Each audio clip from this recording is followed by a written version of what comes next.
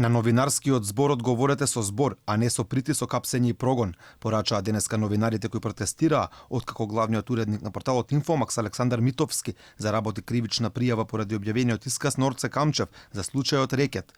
Митовски, кој важи за жесток критичар на работата на владата предводен од Зоран Заев, се телети за откривање на државна тајна. Во знак на револт, за како што велат прогонот врз медиумските работници, денеска представници на новинарската фела оставија микрофон со лисици тука во Скопското јавно обвинителство. Протестот го организираше Македонската асоциација на новинари, чија председателка Ивона Талевска побари итно стопирање на истрагата против Митовски. Благодарение на ова јавно обвинителство, Македонија заедно со Турција е црната точка за медиумските слободи. Ако просекот на Европска Унија е 23% закана од правосудни инстанци против слободата на медиумите, просекот во Република Македонија, благодарение на ова обвинителство, е 52%.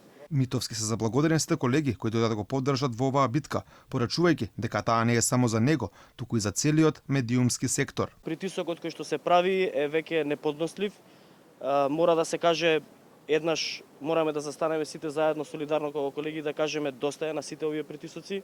Новаа порака е да се замолчат новинарите, да се замолчи слободната мисла, да се укине слободата на говорот. Стопирање на истрагата против Митовски побари Сдруженијето на новинари. Од таму велат дека треба да се гони оној кој ги изна записниците, а не новинарот кој што ги објавил, порачувајќи дека ваквите судски прогони може да создадат негативен ефект врз слободата на говорот и да создадат самоцензура.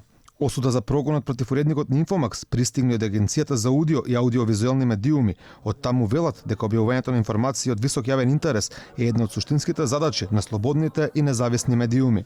На сето тоа се огласи и ОПСЕ. Представникот за слобода на медиумите на ОПСЕ, Арлем Дезир, на Твитер напиша дека внимателно го следат случајот со уредникот на порталот Инфомакс Александар Митовски.